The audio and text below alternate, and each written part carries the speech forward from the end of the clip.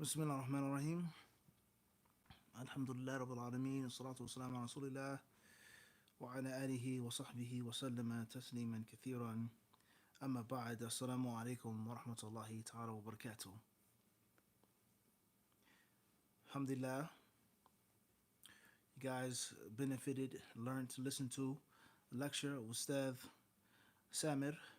May Allah Azza wa Jalla accept it from him and make it a means of benefit for him, his family, and for all of the viewers.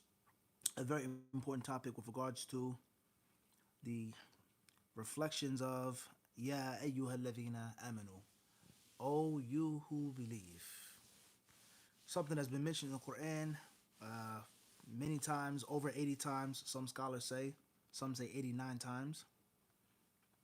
Last summer we were in Minneapolis with our brothers, our disciples, our brothers and sisters, disciples and disciples from Somalia and other countries as well. And we did a discussion of this with regards to the verse from Surah Ali Imran, commanding us to fear Allah subhanahu wa ta'ala haqqa tuqatihi, as he should be feared. And we mentioned how many times this is in the Quran, and what are some of the subtleties of Allah Azza wa Jalla using that style and addressing the believers. Ya ayyuhalladhina amanu, O you who have believed, the literal translation. So bidnillah ta'ala, you have that lecture from last summer, you have the lecture for tonight, and inshallah ta'ala you can put them together along with the other lectures and inshallah benefit more. Bidnillah ta'ala, you can benefit more. Khairan inshallah. Alright, so tonight we want to try to take some questions, if we have some questions, bidnillah ta'ala. And if we don't have any questions, then maybe we'll read some fawaid. Bi'idhnillah. طيب. خير inshallah. I'll give you guys a few seconds before we start reading. Inshallah.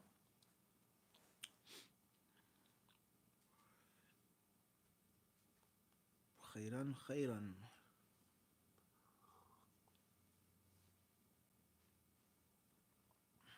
Any questions yet? Nothing yet, huh? Alright, so let's get started. We'll do some fawaid, a few things pertaining to the khutbah today. We didn't have a lot of time, and what I really wanted to say and speak about, I didn't necessarily speak on it and talk about it as I really wanted to, with regards to some of the things that we explained in the khutbah earlier, from the kalam of Ibn al-Qayyim, may Allah's mercy be upon him. Khairan inshallah. Alright. It's my cat. Alhamdulillah. We know there are many ahadith regarding cats.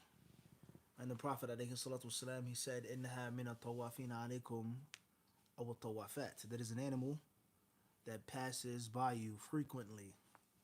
It's an animal that mixes with you. The literal translation is, it's an animal that it makes tawaf around you, makes tawaf around you. It's always moving about.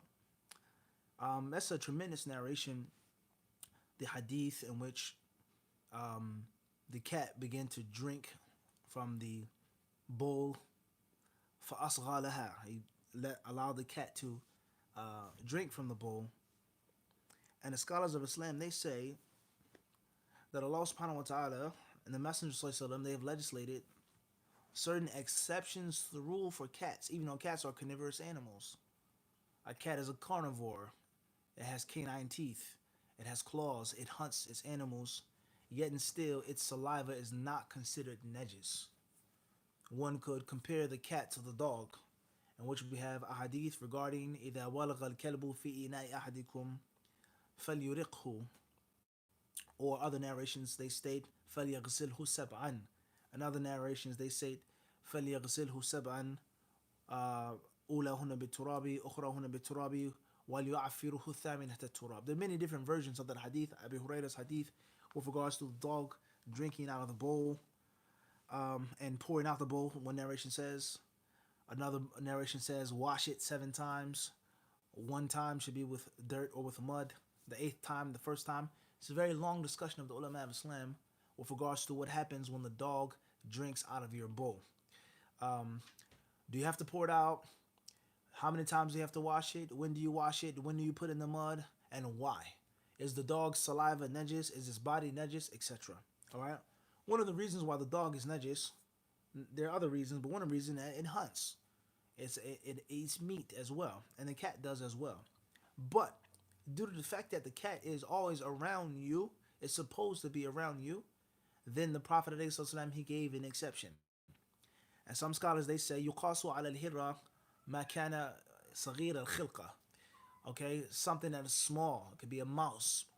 It could be something else not as big that also hunts. It's also carnivorous, and there is an exception to the rule, and you're pardoned because it's a hardship and a difficulty of that thing being away from you. Not like the dog, in which the believer is not supposed to have the dog with him in his house, in his company. And the Prophet ﷺ says, إِنَّ الْمَلَائِكَةَ لَا تَدْخُلُ بَيْتًا فِيهِ كَلْبٌ أَوْ سُورَةٌ أو كما قال عليه الصلاة والسلام, that the angels will not enter the home in which there's a dog or a surah. A dog and or a surah. طيب. So therefore the concept of cats and their saliva, when I was researching some more issues pertaining to this hadith, I came across a very interesting article from some non-Muslims. It was a scientific article, and they were regarding the differences between how cats drink and how dogs drink.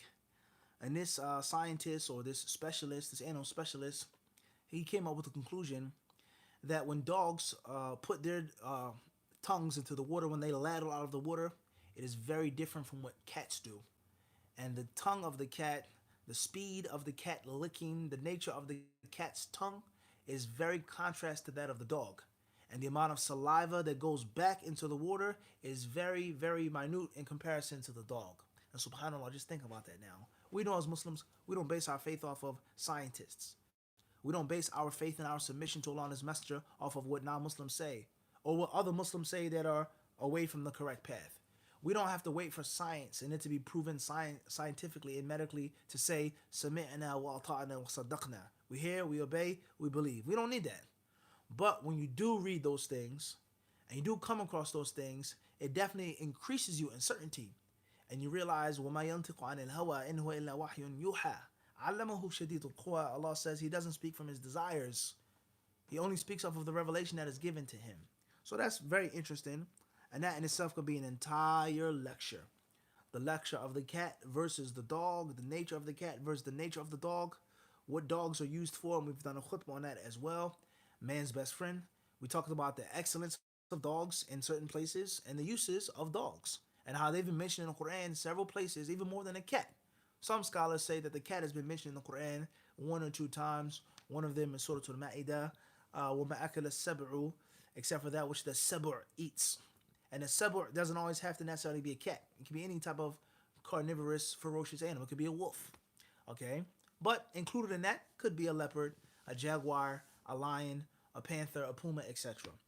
Or the verse in which Allah says فَرَّتْ مِنْ قَصْوَرَةٍ فَمَا لَهُمْ عَنِ التَّذْكِرَةِ مُعْرِضِينَ كَأَنَّهُمْ هُمُرٌ مُسْتَنفِرَةٌ.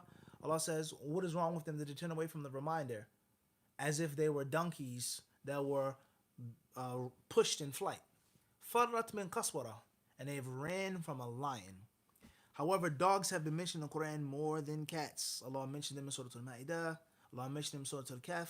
Allah mentioned them in Surah Al-A'raf. كَمَثَلِ الْكَلْبِ وَكَلْبُهُمْ etc. Khairan, inshallah. So that's a very long discussion with regards to cats and dogs and the effect and the power and impact of cats and dogs on our society. What we call each other, nicknames for people. That's my dog. These cats are acting funny. It's very, very, very interesting and long discussion. And Allah surely knows best. So that's not here what we're here to talk about tonight. Tayyib.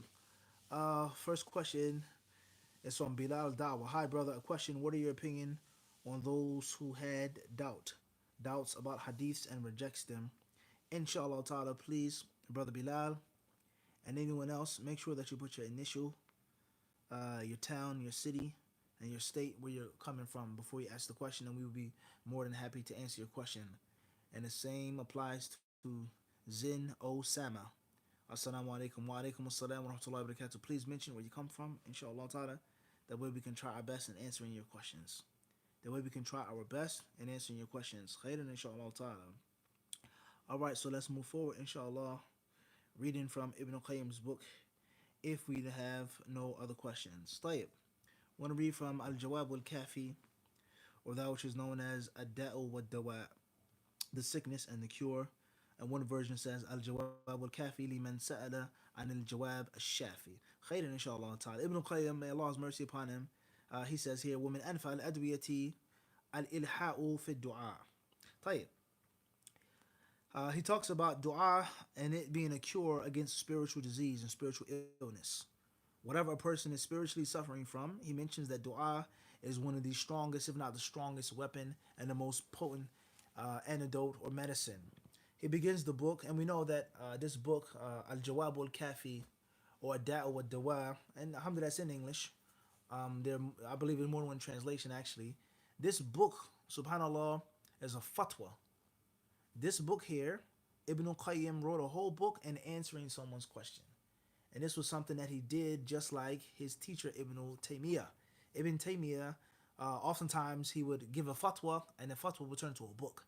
And that goes to show you how powerful and how masterful of a scholar he was. And what your whole book is studied, memorized, a classical book, and it was nothing more than a what? A fatwa. All right, and we're reading it 700 years later, 500 years later, 600 years later, and it was nothing more than a fatwa. So Al-Jawab al-Kafi is actually an answer to someone's question with regards to spiritual disease, with regards to a person being held victim and hostage by his own sins and his own desires and his own lust. La hawla wa la quwwata illa billah. The book says, Bismillah ar-Rahman ar-Rahim, la wa la hawla wa la quwwata illa billahi al-ali al-azim, ma taqulu sadatu al-ulama wa a'immatu ad-din radiyallahu anhum ajma'in.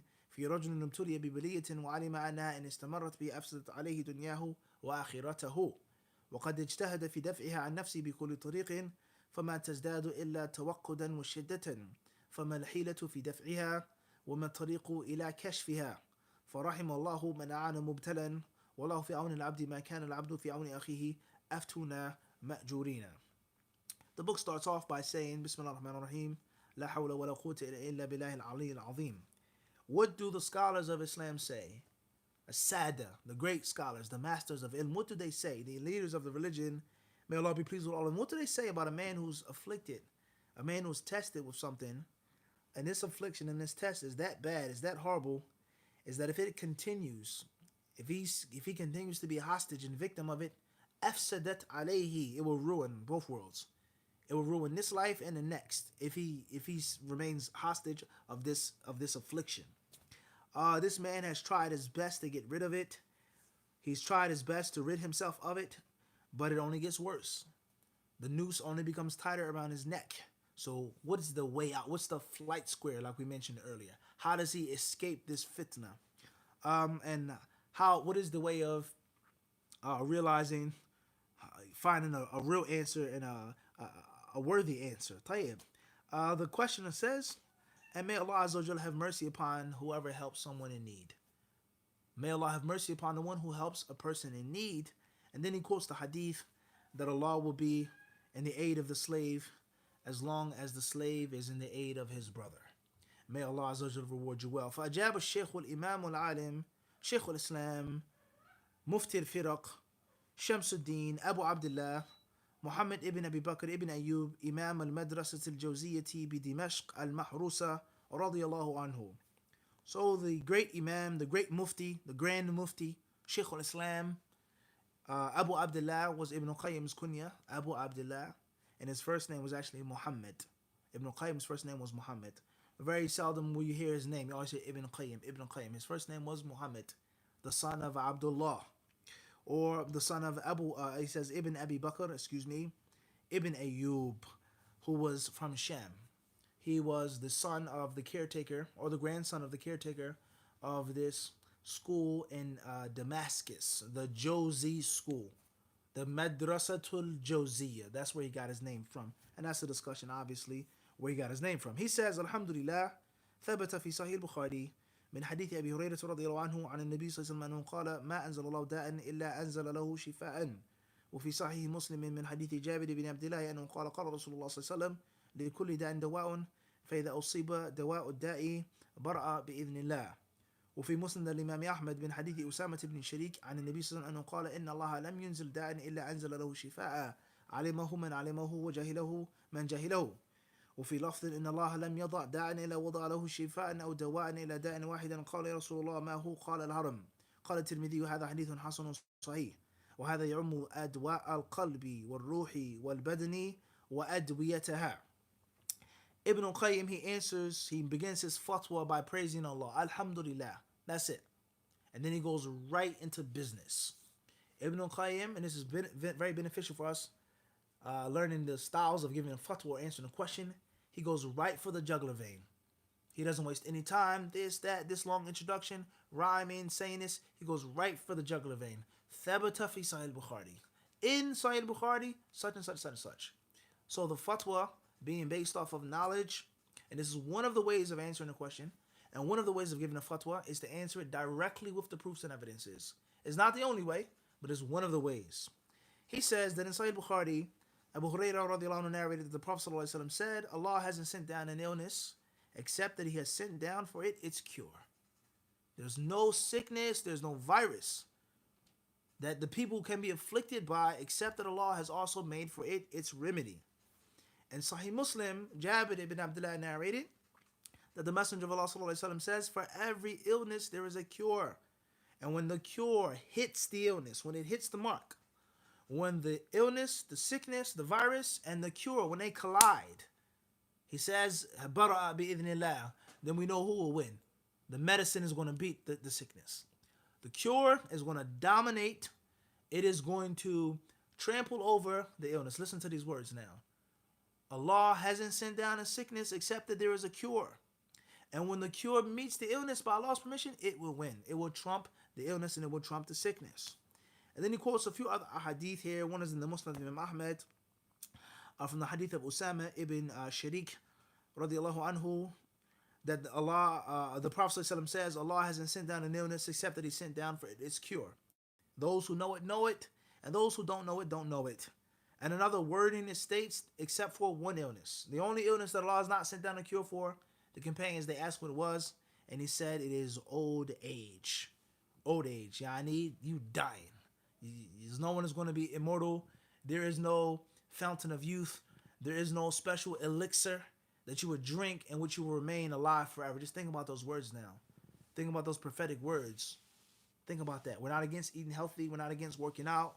We're not against being in shape and taking care of your body. But think about that. You can eat as much green leafy vegetables as you want. You can run 1,000 miles a day. You can have 20 treadmills in your house. You can have all the organic fruits and vegetables that you want. You don't have to get this shot in here. You can do all of that stuff. But when Allah tells you, when Allah sends those messengers, those angels after your soul, that's it. Class. So there's no way in which you can prevent yourself from death. You can take care of yourself. You can be healthy. Your skin, your belly, your body. There's nothing wrong with that. Nothing wrong with that. But don't get lost in the sauce, as we say. Don't get caught up in the whirlwind or the whirlwind, thinking that going to the gym and eating organically is going to keep me from getting sick and keep me from becoming old. Absolutely. Don't think that. And there are many non-Muslims who think that. And the only reason why they eat like that and dress like that and work like that and they're vegans, it's not because they want to take care of themselves and they're looking forward to meeting Allah. No. It's that they're terrified and petrified of death. And they want to hold on and cling on to this life as much as they can. Allah mentions this in the Quran about certain non-believers. Okay, أحرص الناس على حياة ومن الذين أشركوا. Allah says, and you will find them أحرص الناس, people were the greediest to live. Never ever want to die, and death is the most terrifying thing for them. Moving forward, At-Tirmidhi rahimahullah said about that version, Hasanun Sahih. Ibn al-Qayyim, he says about these hadiths here, he says in these hadiths they include the illnesses of the heart, the soul, and the body. And they also include the adwiyah, the cures of the heart, the soul, and the body. Allah, whenever He decrees an illness or sickness, He has also made for it the cure. So I'm suffering from a mental illness right now. My mind is disturbed. I'm suffering from a physical illness. I'm suffering from a spiritual illness. There is a cure for it. Allah has made the cure for it, but it is your job to find out. It is your job to search for it. It is your job to take it properly, etc. He says, وَقَدْ جَعَلَ النَّبِيُّ صَلَّى اللَّهُ عَلَيْهِ وسلم الْجَهْلَ دَاءً وَجَعَلَ دَوَاءَهُ سُؤَالَ الْعُلَمَاءِ فروى أبو داود في سننه من حديث جابر بن عبد الله قال خرجنا في سفر فأصاب رجل منا حجر فشجه في رأسه ثم احتلم فسأل أصحابه فقال هل تجدون لي رخصة في التيمم؟ قالوا ما نجد لك رخصة وأنت تقدر على الماء. فاغتسل فمات.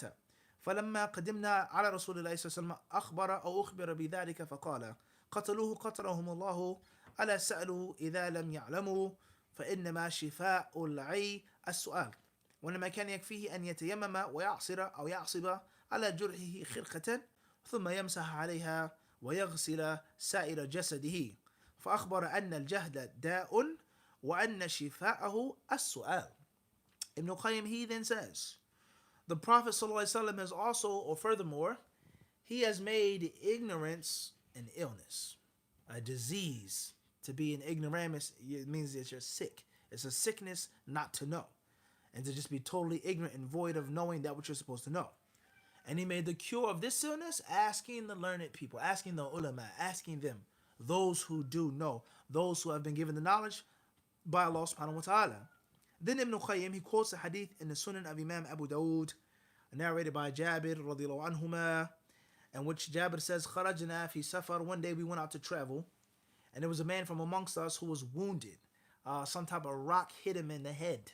Fashajjo, it split his head open, okay, and he had a wound, all right? He was injured in his head, his forehead, his face, and he was wounded. And then he went to sleep. And when he went to sleep, he had a wet dream. He had a wet dream. So when he woke up, he asked his companions, those who were traveling with him, he said, هَلْ تَجِدُونَ لِي رُخْصَةً فِي التَّيَمُّمِ? He says, can I make tayammum? In other words, I have to make a ghusl, but because I'm wounded, I'm bleeding, I lost blood, is it a wise thing for me to put water on my body? Can I just use the dry purification? And the companions of that man, they said, مَا نَجِدُ لَكَ رُخْصَةً. He says, there's nothing that we can find for you. وَأَنْتَ تَقْدِرُ عَلَى الْمَاءِ. You have the ability to wash, you got to wash up. So the man, he listened to his friends, he took the bath, فَمَاتَ, and he died. He died from taking the bath, from that bad advice. So when we got back to the Messenger of Allah ﷺ, he was informed of this. The Prophet ﷺ said, قَتَلُوهُ. He says, they killed him. قَتَلَهُمُ اللَّهُ. May Allah kill them. They killed the man because they told him to take a bath when he wasn't supposed to. And he says, Allah, he says, why didn't they ask if they didn't know? If they were ignorant, why didn't they ask before they told him that?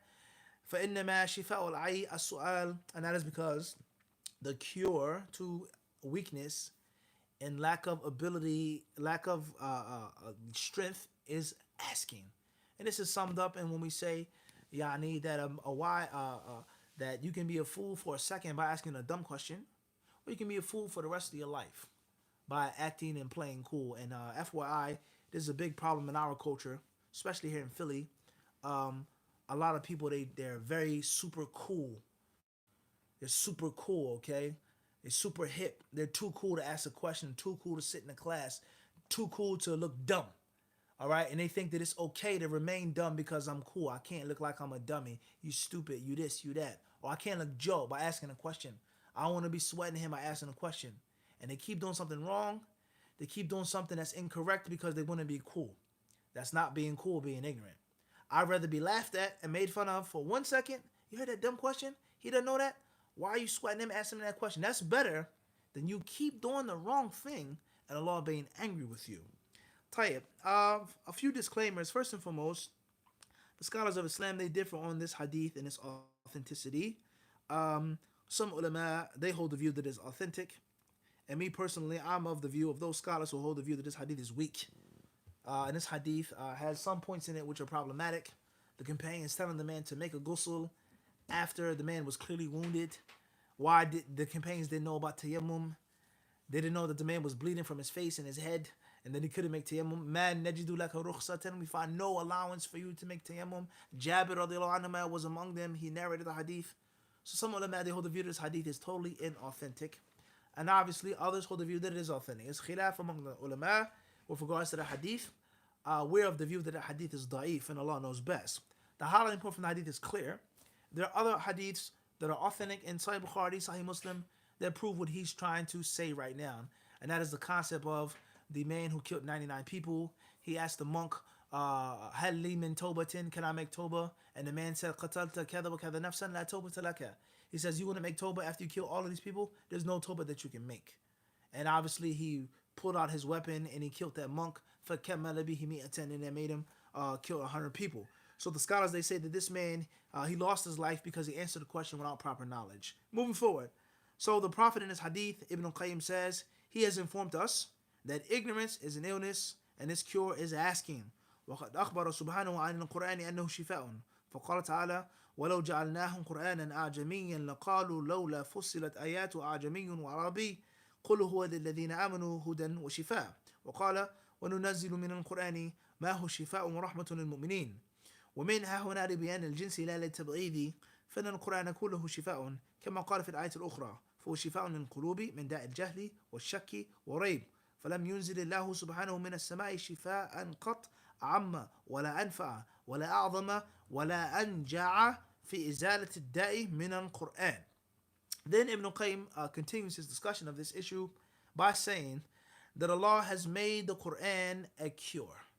Allah, He has made the Quran not just a book to be recited, to be memorized, لِيَدَّبَّرُوا آيَاتِهِ, to be reflected upon, to be studied, to be taught.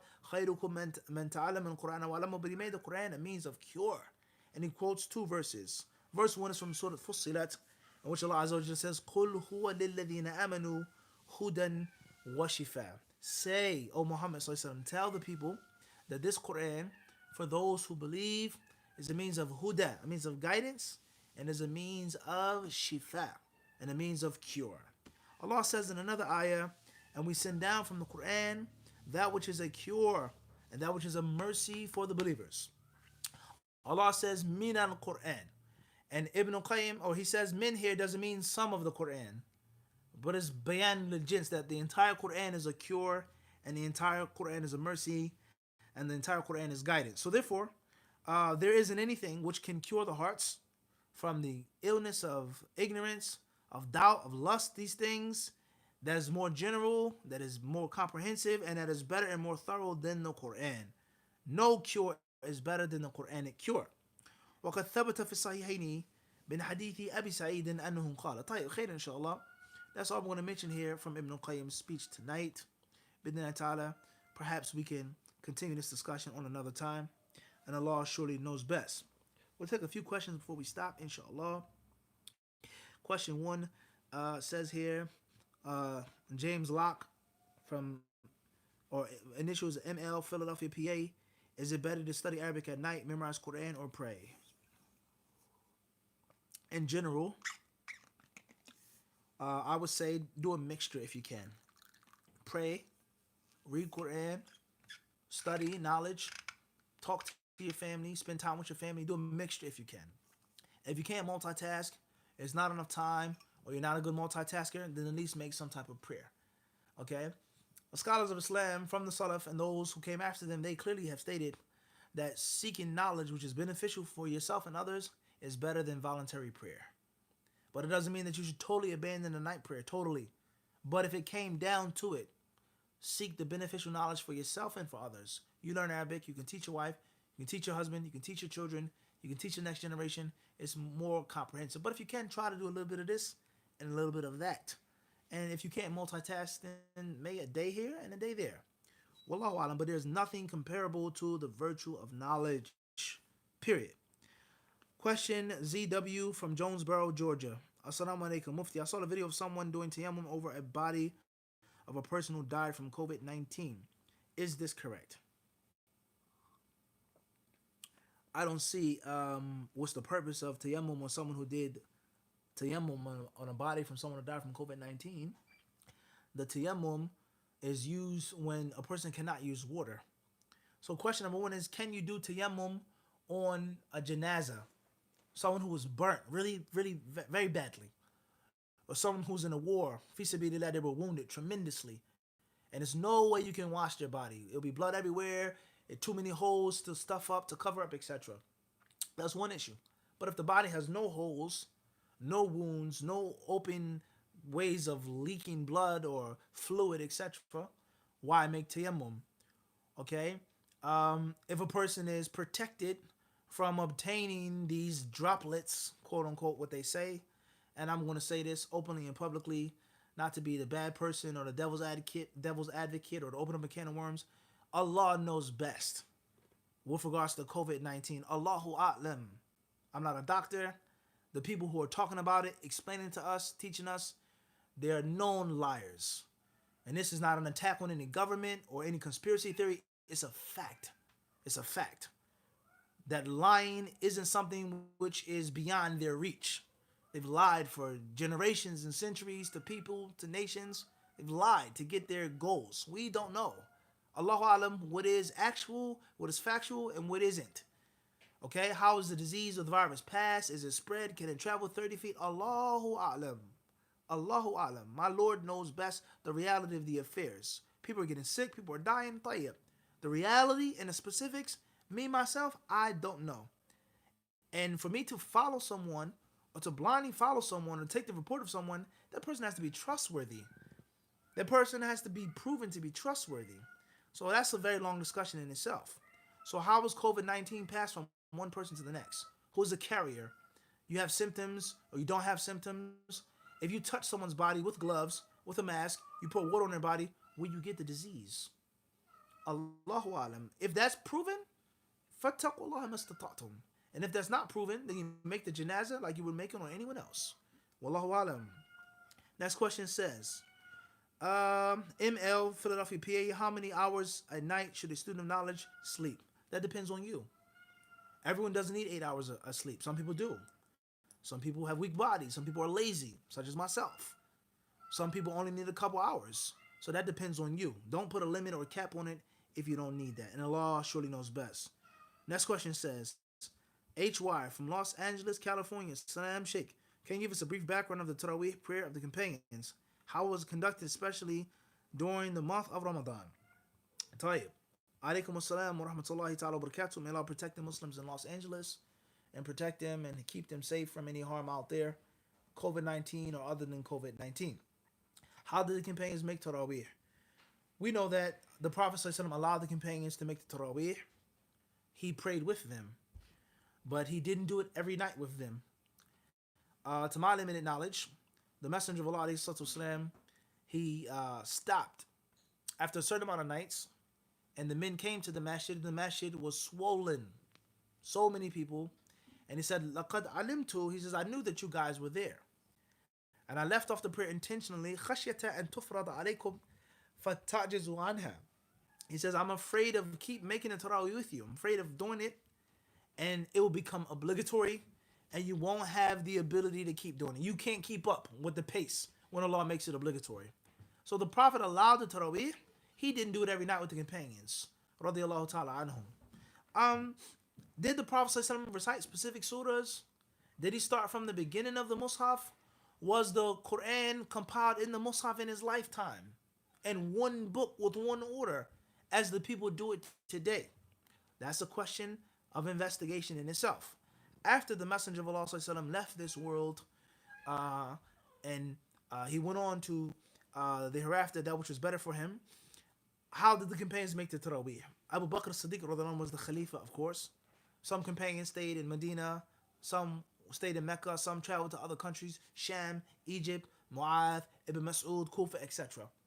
So it's very difficult, in my humble opinion, to make a total, conclusive study of all of the companions and how they made Taraweeh.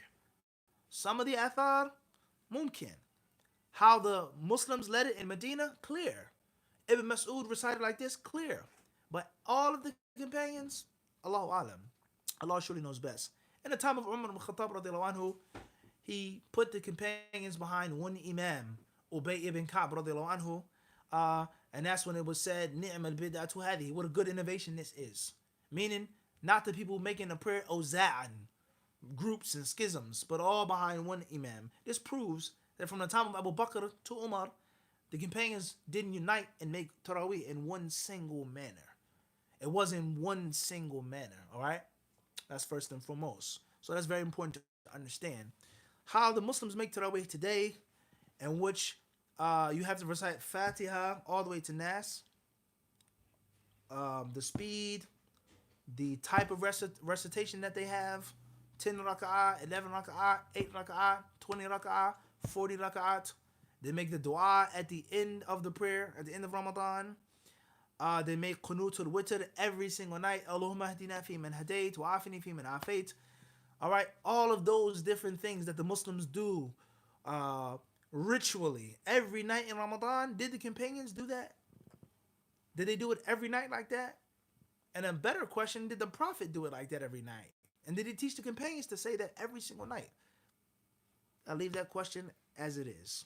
Wallahu alam.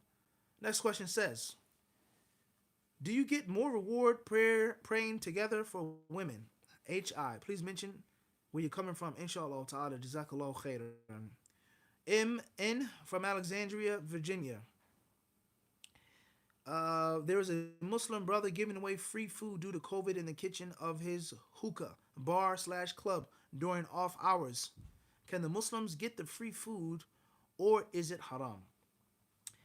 In most cases, and Allah knows best, or it's a big possibility, I can't say most cases, it's a big possibility that the food is being given to the needy Muslims or needy non-Muslims through the gain of the hookah. If the hookah's open. Okay, maybe just drive through hookah nowadays. Is hookah an essential business that has to remain open? If it's not open in most cases, or it's a big possibility that he's buying that food through his income of hookah, of shisha, etc. So the wealth is haram and the wealth is filthy. And if that's his only source of income, you should not take the food. You should not eat from the food in which that's his only source of income, because the wealth is khabith. You should not offer or take his offering, his invitation, if his only source of income is haram. As far as if he has other sources of income, if his wealth is mixed, he sells food and hookah, he has another business and hookah on the side, then it's best not to take it. And it's best not to eat from his food, but it's permissible, but best to avoid. As far as if you need the food because you're not working, you have been working for a month or 3 weeks, you can't pay your bills, bills are stacking up, you can't go outside, etc., then there's nothing wrong with taking the food if it's a necessity. But if you don't need it, don't take the food. Don't take the food. And if you do have to take the food, then perhaps you can take the food, perhaps you can thank him, and perhaps you can give him some advice. And say, look how Allah has softened your heart to give charity to the people. I want to make dua that Allah allows you to stop selling hookah. Hookah is either haram or makruh. We're not going to get into a fight, is it haram? Definitely, the scholars say it's definitely makruh. How many people are spending money in your lounge, sitting, smoking, laughing? Are they mentioning Allah? Are they talking about Allah? We know for sure, yaqinan, in this hookah lounge, they're not upon the dhikr of Allah. So I want to make dua that Allah allows you to get rid of this hookah bar. And maybe you can open up an orphanage or soup kitchen. Maybe you can open up another type of halal business, a cafe in which they're not smoking the shisha, and Allah will put barakah in your wealth. So maybe you can touch this person's heart by Allah's permission. All right, and if that's not the case, stay away from it and avoid it if you don't need that food, and Allah knows best. And alhamdulillah, the brother who does own the hookah lounge, it's a good thing for him giving charity, alhamdulillah. And just because you're making a sin, or you're doing something which is disliked, you're doing something which is bad, it's not positive, it doesn't mean that you can't give charity. And it doesn't mean that you should cut yourself off and box yourself in the corner just because you're making other sins. So that's a good thing. And perhaps Allah will guide that person because of that. Wallahu alam. Tayyib, khairan inshaAllah. Tayyib, we have some other comments. May Allah reward you for your comments. Ameen. MN as well. Some brothers are saying it is promoting or making people aware of a haram business due to the flyers showing that the food handout is in a hookah bar. Maybe it is. But somebody who needs the food needs the food. That's a different story. Wallahu alam. ZOS from Rotterdam, Holland. Assalamu alaikum. May Allah bless you and keep you safe in these times. Sheikh, I'm trying to learn my deen and I learn little by little, but I see a lot of fuss about he mentions a scholar's name. We won't mention his name. Sheikh Fulan, Ibn Fulan, and Fulani, and such ism. And we have reasons why we don't want to mention this scholar's name or any other scholar unnecessarily. Please respect those reasons. And we've established years ago, we don't want to get into the name calling for or against. For this scholar or against this scholar. And once we open up that door, this sheikh, things become extremely messy when we start quoting names, and HadithDisciple is not made for that. they say that this brother is a super Salafi or something like that. But how is that bad if you're trying to follow the Salaf? And should we follow the Sheikh, etc., if you have time? Wa alaikum assalam wa rahmatullahi ta'ala wa barakatuh. A message to my dear brothers and sisters in the lands of Holland, the Low Countries, Holland and other than Holland. May Allah bless all of you and all of the Muslims in Europe. Tayyib, there's nothing wrong with following the Salaf. Rather, that is what is obligatory. We don't have a choice, we don't have an option. And what it means to follow the Salaf is for us to attempt to follow the purest and most organic strand of Islam. When the Muslims were the purest, they had the cleanest, most orthodox version of Islam. That's what's meant to follow the Salaf. So no one is going to say don't follow the Salaf or you have an option. That's not a problem. The proofs and evidences for that, the explanation of that are in other places. That's the first point. Point number 2, just because a person calls him or herself Salafi or super Salafi, or they point a finger or they say I'm Salafi, it does not mean and it does not necessitate that they're actually following the Salaf. There's a difference between the two. Following the Salaf and following people who say that they're Salafi. This organization, this sheikh, this group, this imam, this country. It doesn't mean that. Okay? We have a statement in the urban. We say everyone who carries a gun isn't a gangster. Everyone who carries a gun, has a gun on his hip, is not a gangster. Rather, me personally, I know plenty of people who have guns and pull guns out on people. And if the shoe fits, then wear it. If you think that I'm talking about you, then so be it. Pull guns out on people, and we know they're cowards. They're cowards, all right?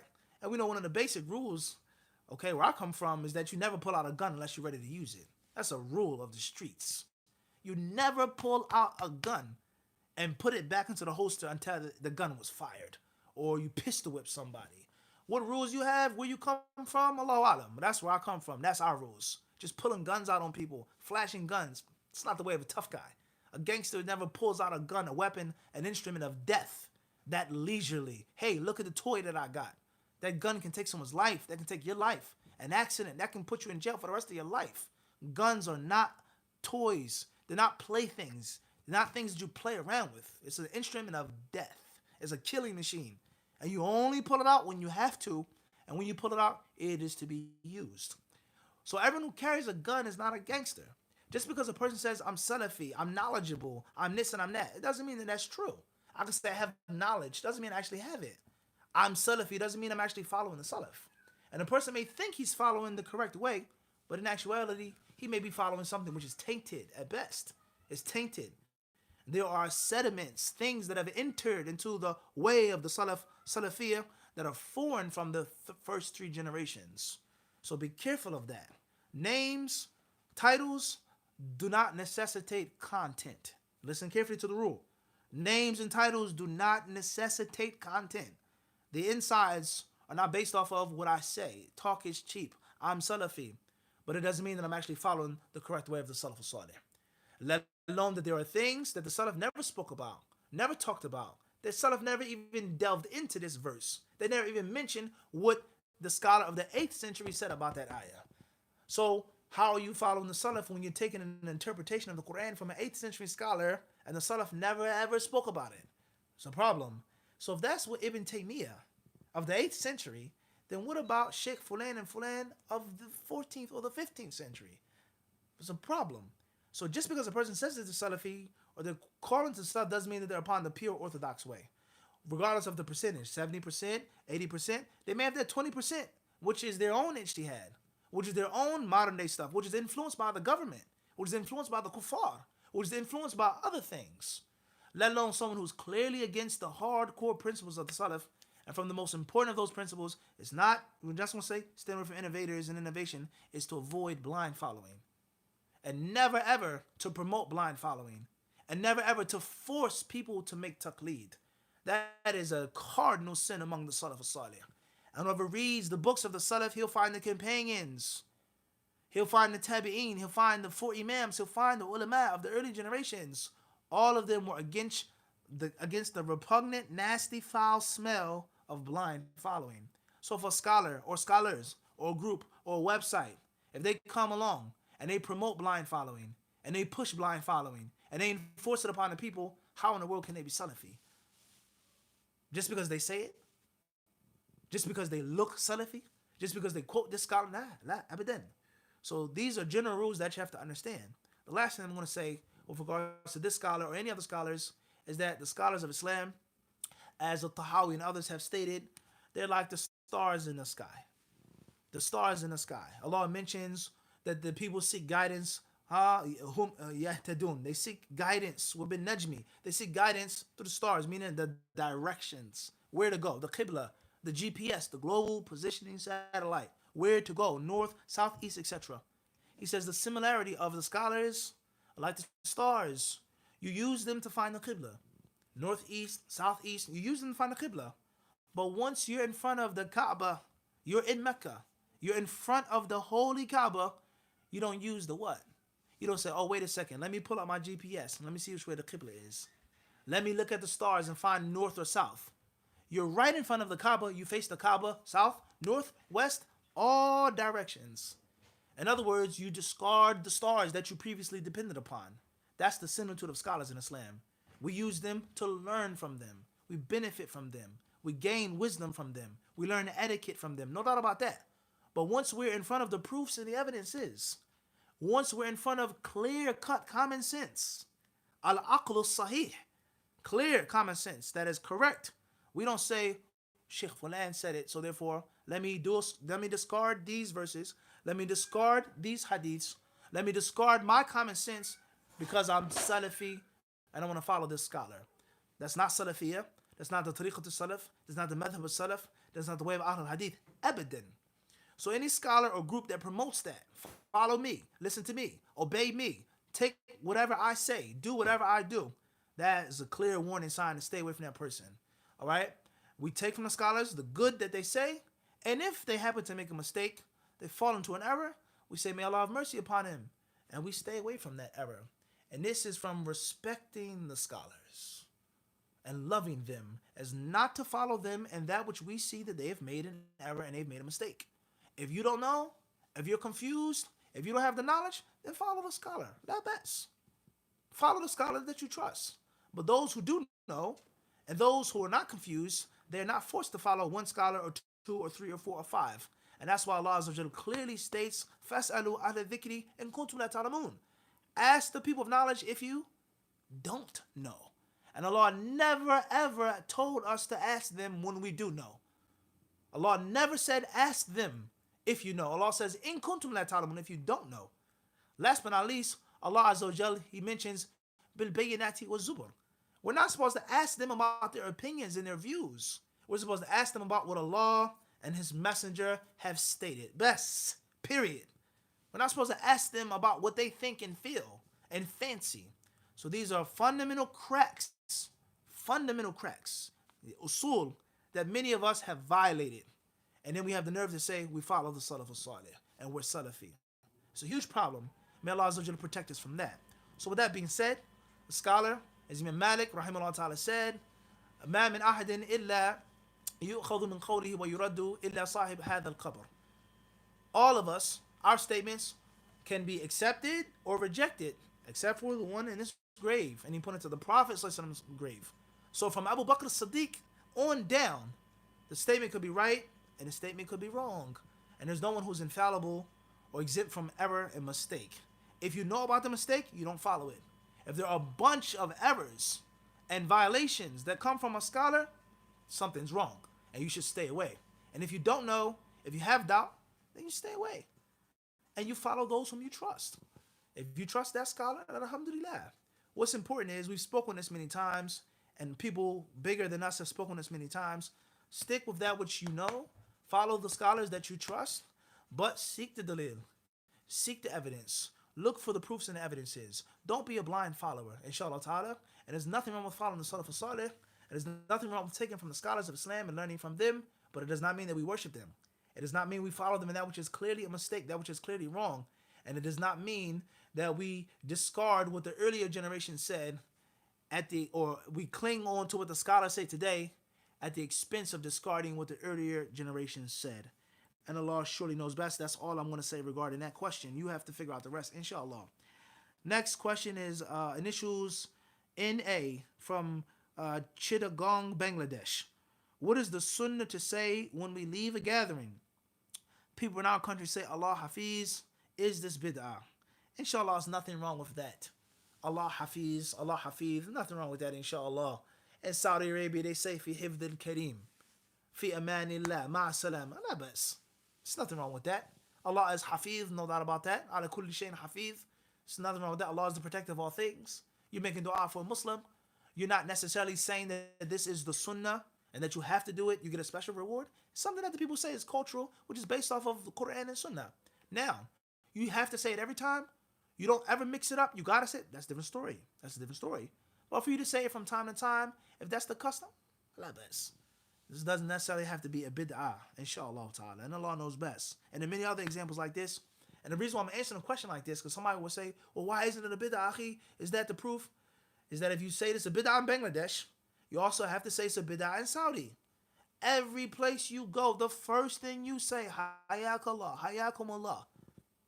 You're not going to go into the Mudir's office. You're not going to go to the president's office. You're not going to go to the sheikh's house, except that you want to say, Hayakumullah, ya sheikh. Hayakallah, ya sheikh. What does Hayakallah mean? What is the ruling on saying that? Do you think the ulama in Saudi are going to stop saying that? Fi amanillah? You think they're going to stop saying that? So apply it everywhere and don't just beat up the people from the Indo-Pak subcontinent, which many people do, and they call themselves Salafi. Everything is a bid'ah in India. Everything is a bid'ah in Pakistan. Everything is a bid'ah in Bangladesh. But the cultural norms, making these extra rak'at, making the adhan like this, having a loudspeaker in the Prophet's Masjid, that's not a bid'ah. People that have contradictions and have hypocrisy. So we have to stay away from that. And if you say that's a bid'ah, you're going to have to apply it to many, many other things. And Allah knows best. Question comes from Tayyip. Please mention your town and city, akhi. AB from Brooklyn, New York. What is your opinion on Muslims taking advantage of forgivable loans that are being handed out by the government and banks at a 0.5% interest? Barakallahu fikum. Fikum barakallah. May Allah bless you and bless your family. It's been a long time since we had some tea, akhi. We need some Brooklyn tea, inshallah. May Allah bless you some of that oolong, the tea Kuan Yin, inshallah. Don't take the debt unless you have to. If it's a necessity, then we know that the rule, haram things, dislike things, are permissible when there is a necessity. If there is no necessity, then do not take the debt. Even if the debt was interest-free. The general rule is not to go into debt unless you have to. And we all know the narrations of Imam Ahmad, rahimahullah. Imam Ahmad was very harsh against falling into debt, unless it was an absolute necessity. Wala hawla wala quwwata illa billah. MI from Beham, UK. Assalamu alaikum, Mufti. In a situation when tayammum is required due to no pure water, what if there were coconuts around? Should that be used based on necessity or stick to tayammum? Tayyib, inshallah. Birmingham is a city in Alabama. There's a lot of history in that city with regards to the civil rights movement, Dr. Martin Luther King and others. And I'm sure there are other cities as well around the world and in the United States that have similar names and titles. Tayyib, don't use coconut milk or coconut water for tayammum. If you have ice, or if you have a snow cone without the syrup in it, ice that you can melt, or snow that you can melt, hail that you can melt, that's one thing. Anything other than water of liquids is not to be used for tayammum. Milk, water, nabith, juice, tea, lemonade, anything like this. As far as if it's water with a little bit of coconut in it. As far as if it's water and some coconut water or coconut milk spilt in it, then that's one thing. But if it's coconut water, coconut milk, don't use it for wudu and stick to the tayammum. Wallahu ta'ala alam. Allah didn't mention any of those things. فَإِن لَمْ تَجِدُوا مَاءً. Allah says, if you don't find water, فَتَيَمَّمُوا صَعِيدًا طَيِّبًا. Then use the صَعِيد الطَّيِّب. Wallahu alam. EH from Frankfurt, Germany. Assalamu alaikum. What is your view on depicting human beings in art? I'm asking because the views to diverge, and I'd be interested in finding out what your opinion is and the reasons for it. I have seen pictures of human beings without eyes or necks, and I was wondering such an abstract form would be acceptable. Tayyip. The general rule, may Allah bless all Muslims in Germany and protect them. The general rule is that art is permissible in Islam. You can draw, you can sculpt, you can paint, whatever you like, as long as it does not violate one of the rulings of Allah and His Messenger. And from the things that can violate one of the rulings of Allah and His Messenger is imitating Allah and trying to copycat, trying to mimic Allah and His creation by making things with have eyes and ears and necks and heads that are living beings. 3D, 2D, sculpting it, painting it, etc. is prohibited. It's prohibited by doing these things with your natural hand. It's prohibited. As far as if you made a statue or painting of something that wasn't a living thing, a landscape or some other type of object, la bas, that's permissible. If you made a statue in which there was no head on it, humans cannot live without heads. No prohibition. Or if there was some type of head or face in which there were no eyes, the neck was not connected, la bas. Wallahu ta'ala alam. Moving forward, that's in brief. Please go back to our video that we've done on a tasweer. Moving forward, question is from Muhammad Yassin from Gombak, Selangor, Malaysia. If someone misses Fajr because of staying up late and then sleeping through the alarm, is he sinful? Why were you staying up late? We've previously explained that the Prophet ﷺ used to, he wasn't fond of people sleeping before Isha and people staying up after Salat al-Isha. He kind of يكره النوم قبل العشاء والحديث بعدها. He prohibited this. He didn't like that. So therefore, if you stay up after Isha, you have to have a reason. Seeking knowledge, spending time with your family, training for fighting in Allah's cause, training your horses. It has to be some maslahah for you staying up after Isha. And many of us, we stay up after Isha every single night. Every night we stay up after Isha. And we stay up for hours after Salat al-Isha. Every single night. We have to be careful. And we've explained that already. Al-Muhim, if it's permissible to stay up after Isha, there's something beneficial and positive that you're doing, make sure that you don't stay up too late. Make sure that you set your alarm. Make sure you have someone that's going to wake you up. Make sure you have someone there, inshallah ta'ala, that's going to get you up. As far as staying up, smoking, drinking, laughing, watching, listening, joking around, fighting, arguing, playing games, or whatever, anything else that's haram or halal, and then you oversleep for Fajr, no doubt you're sinful. There's no doubt about that. You're sinful. And that's because it's no longer just sleep in which my eyes overcame me. You are the cause behind your eyes overcoming you.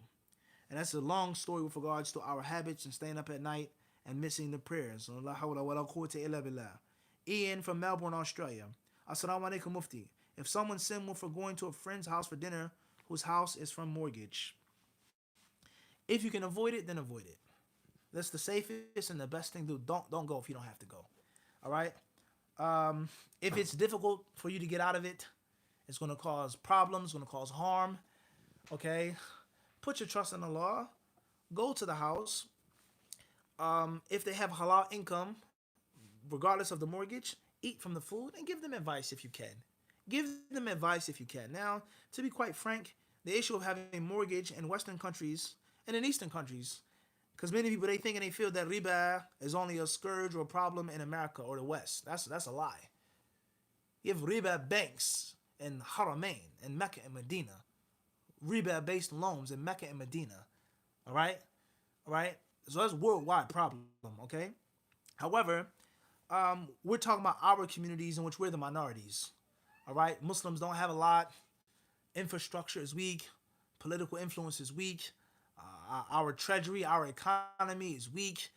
Our entrepreneurship, our own businesses, what we own, the land is weak. Our security forces are weak. Our hospitals, clinics are non-existent.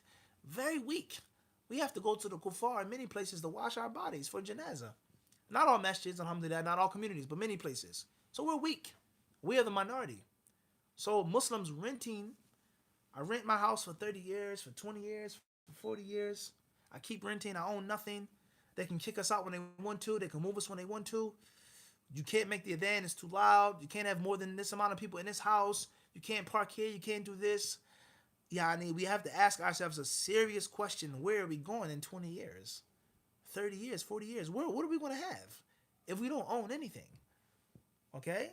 Tayyip, you don't have to have a mortgage to own. Absolutely correct. But where are you getting the money from?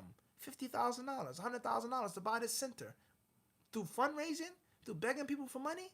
Through selling dinners outside the masjid? Going overseas, begging people for money? How long will that last? I'm not saying that mortgages are halal, but I'm just trying to raise the consciousness. We have to think critically now. Where are we going to be in 30 years, 40 years, 50 years in Australia? What will the Muslims own? The people of the Sunnah, the poorest, the weakest, the smallest, the most least organized. You have to think about these things, all right? So everyone is not of the understanding that mortgage is haram. There's some people, some muftis who allow it. Maybe the people are under that of that understanding. So give them nasiyah if you can, and there's no doubt it's best to avoid it. There's no difference of opinion. It's best to avoid dealing with anything pertaining to interest, whether it's ribah, whether it's usury or not. It's best to avoid. But give them nasihah. And if you say that you're not going to go over a house because they pay mortgage, then you may boycott, Allah Alam, 75% of the Muslims, 80% of the Muslims in Canada, in the UK, in the United States. So that's a problem, a big problem. Give them advice, see what you can do, and be careful. And of course, you can never go wrong with precaution. And Allah knows best. Tayyib, initials PP, Assalamu alaikum, Mufti, Gambia are waiting for you after the COVID-19, inshallah. May Allah bless you. I would love to go to Gambia. I had some classmates from Gambia. Sheikh Uthman Kamara. It's been some years since I've spoken with him. I believe now he's a doctor from Kulliyat al-Hadith. May Allah bless him. Beautiful brother. He was outwardly beautiful, inwardly beautiful. His knowledge was beautiful. And the other brothers I met from Gambia were very beautiful. And of course, us as Black Americans, a lot of our history and heritage comes from the Gambia. All right? So hopefully we'll have a chance to visit the Muslims there. Inshallah ta'ala, we would love to come. HH from Djibouti. What is Nahi al-Kamali in fiqh? Nahi al-Kamali. I'm unsure. I'm unfamiliar with that term. I'm not sure what's meant by, does it mean Nahi al-Kamali? La adri. I don't know. In general, the type of prohibition or prohibitions in fiqh, if that's what the person asked, I'm unsure if that's what they're mentioning this transliterated word. I'm not sure. La adri. Please explain. HI from United States, New York. Do you get more rewards or is it better to pray together at home for women? The hadith that says that a woman's prayer is best in her home, the best place for her to pray in her home, is a hadith in which some scholars and researchers have scrutiny for. They say the hadith is not necessarily sahih. And there are many hadiths in Bukhari and Muslim and other places that clearly allow women to go to the masjid and give a warning to men to prevent their wives from going to the masjid. In the time of the Prophet, there were many women in the masjid. Many women. There was a woman who slept in the masjid. She had a tent in the masjid. Women made itikaf in the masjid. With regards to the istihada, irregular bleeding. Many hadiths about women being in the masjid in abundance. One, the companions used to make ruku', and one of them looked under his underarm to see what was behind him. There are many narrations about this. So, the Prophet to say that the best place for a woman to pray is her home. And the companions continually going to the masjid every day. Fajr, Aisha narrated. There are people who say women should not go outside when it's dark. They should not go to the masjid when it's dark. Aisha radiallahu anha says, Kunna nisa al-mu'minat. The believing women. We would leave the Fajr and no one would know who's who min al-ghalas because it was so dark. Mutarabbi'at. He says that they used to wear bimurtihinna. The clothes that they had on, how they dressed. Do they cover their faces or not? Did the women wear niqab or not? The point is, Aisha's mentioned Fajr time, they were at the what? The masjid. And they left the masjid. It was dark outside. So there are many authentic hadiths with regards to women being in the masjid. Are those hadiths authentic that say that a woman's best place for her is the house with regards to prayer? A woman being in a house is a different story. وَبُيُوتُهُنَّ خَيْرٌ لَهُنَّ وَتَبَرَّجُ الْجَاهِلِيَّةِ الْأُولَى. Allah says, وَقَرْنَ فِي بُيُوتِكُنَّ. All right? But the prayer, and it's more virtuous to pray in the house. That's the bahth, yani. That's the issue of discussion. What's important is that a woman has to be mindful when she leaves the home, if she's going to leave the home, husband's permission, is it safe outside, and what's the purpose of going to the masjid? To learn, to benefit, to see the sisters, or to gossip, to spread rumors, to see what jewelry Fulana has on. Not all women are like this, and we're not stereotyping all women, but many sisters, they go to the masjid just to yap, just to talk, just to backbite, just to gossip, just to look at people's worldly possessions. And the sisters complain about them. Please, Akhi, can you tell the sisters to stop talking? Can you tell the sisters with the children to go somewhere else? Because we're trying to learn and benefit. All right? So therefore, what's important is, if you pray in your home or if you pray in the masjid, make sure that you have the purpose and the objective. That hadith, that a woman's prayer is more virtuous in her home, I'm not of the view right now that is necessarily an authentic hadith at the moment. And Allah knows best. And anyone who has a problem with that, who differs with that, that's fine. It's not just my view, my opinion. Okay? I'm not bringing something from my pocket. Wallahu alam. Tayyib, AA or AO from London, UK. Salaam alaikum. May Allah reward you with good. How do you maintain zeal for seeking beneficial knowledge over the years? Watch Hadith Disciple. Watch all the videos in which we quote the ulama and the Salaf how to keep zeal, how to get it and how to keep it, inshallah, for lack of time. Khalif Basha from East New York, but currently lives in College Park, Maryland, is saying Juma Mubarak bid'ah. Yani, just like the concept of saying Allah Hafiz. Juma, no doubt, is a blessed day. Saying it every week, saying it over and over again, you have to say it. The first thing that you say when you go out the masjid, Juma Mubarakah, is a different story. Wallahu alam, I don't feel comfortable saying it. Well, don't say it then.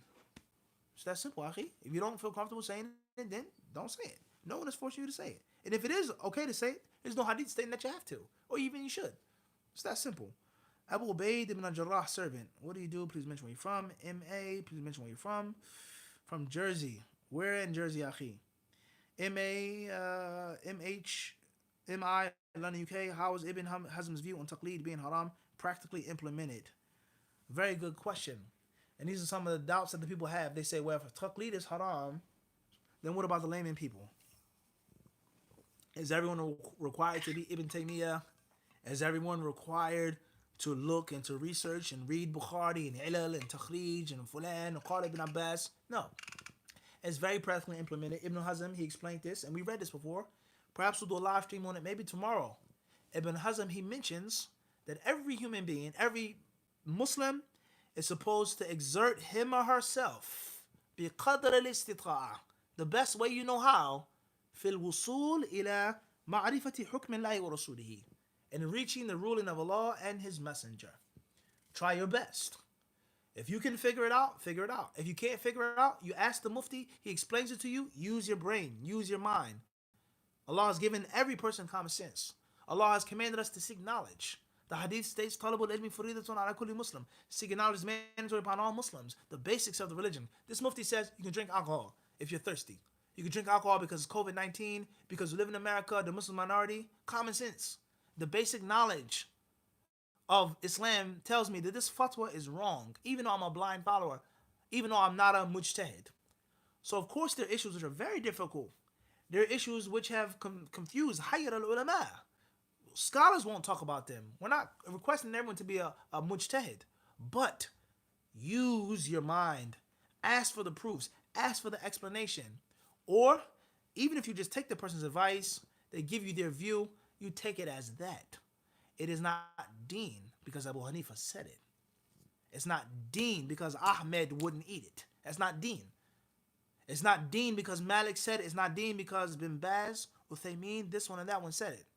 With regards to scholars and mentioning their names, which you don't do. But it's an example here. It's not deen just because they said it. I will follow Sheikh Fulan. That seems to make sense. Or, you know what? I don't even know. But I trust him the most. But it's not the deen. And taqleed easily turns into fanaticism. It's like mold. Organic bread, you leave it there 2 or 3 days, it starts to get green. It starts to get green. People, they become fanatics. So there are many problems with taqleed. And even if a person is not a scholar, not a student of knowledge, they can use their mind. And they can find out things. And they can research things to the best of their ability. So that's what Ibn Hazm mentioned with regards to practically implementing Ibn Hazm's view on taqleed. All right, now I'm going to mention one example. There was one a great scholar in Saudi Arabia. He was one of the predecessors of Sheikh Ibn Baz with regards to being the Grand Mufti of the country. And he's quoted to have said that playing soccer is haram. Playing soccer is haram. So some people, they were like, what? How can you say soccer is haram? What's the proof for that? How can you make it haram? Allah hasn't made it haram. It's recreation. Kada. He said this many years ago. Go to Saudi Arabia. Go to Jordan. Go to the lands of the Muslims and look at soccer. Soccer is not a sport. Soccer is a religion in the lands of the Muslims, a deen. People will avoid Jum'ah, they'll avoid prayer, they will gamble, they'll be sad, they'll cry, they'll wear crosses on their shirts, lions and animals, and the list goes on. They'll do so many things for the love and the submission to soccer. So people back in the day thought his fatwa was far-fetched, but look at it now. How short are the shorts that they wear? How many injuries do people get when they play soccer and they can't pray? How many people go out to the soccer arena and they are friends with kuffar, follow kuffar, obey kuffar, love kuffar, want to look like kuffar. Who's making salah after soccer matches 2 hours long, 3 hours long? Are you praying? Are you traveling? How many prayers are you missing? How many problems are included in soccer? So look at the wisdom of him saying that it was haram, quote unquote. And the same applies to taqleed. It's not just that the layman person is a great scholar overnight, no. But look at what it's going to become. People are going to become fanatics. I'm Hanafi. I'm Maliki. I'm Shafi'i. I'm Hanbali. I follow Sheikh Fulan. Sheikh Fulan is the greatest scholar. Sheikh Fulan is the only one. Do you think that we're living in this mess overnight? No. It's a product of taqleed being allowed and being pushed on the people year after year, and the people become fanatical. So taqleed leads to evil. Wallahu ta'ala alam. Moving forward. Question says, am I London? Can you get good deed for watering flowers and plants in Islam? Inshallah ta'ala. The Prophet ﷺ mentions that. Man gharasa gharsan. He who plants something. Ma min muslimin. Ha yazra'u zar'an. He who plants anything. There's a reward in that. Inshallah ta'ala. Bidnillah. Am I from London? What importance should be given to the type of water used when making tea? Sometimes a great deal of importance. And sometimes it doesn't matter. All right? The way of tea is the way of simplicity. Is the way of happiness. It's the way of resilience. Use what you have. Al-judu min al-mawjud. Al-jud min al-mawjud. Be generous with what you have. So I may not have filtered water. I may not have this expensive spring water, volcanic rock, or this type of Hawaiian water. I may not have these fancy waters. And if I'm happy with the spigot water, I cook it, I boil it, I steep it, alhamdulillah. Tea is made to be simple and easy. And it's not made to be fancy and uppity and high-end all of the time. But that doesn't mean that all water is good. It doesn't mean that every type of spigot or tap is good.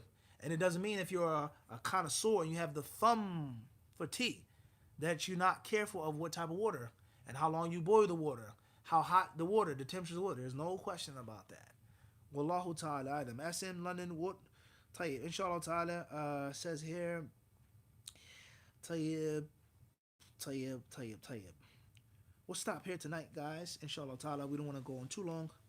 Hopefully we'll take some more questions tomorrow. And Allah subhanahu wa ta'ala knows best. Wa jazakumullahu khairan.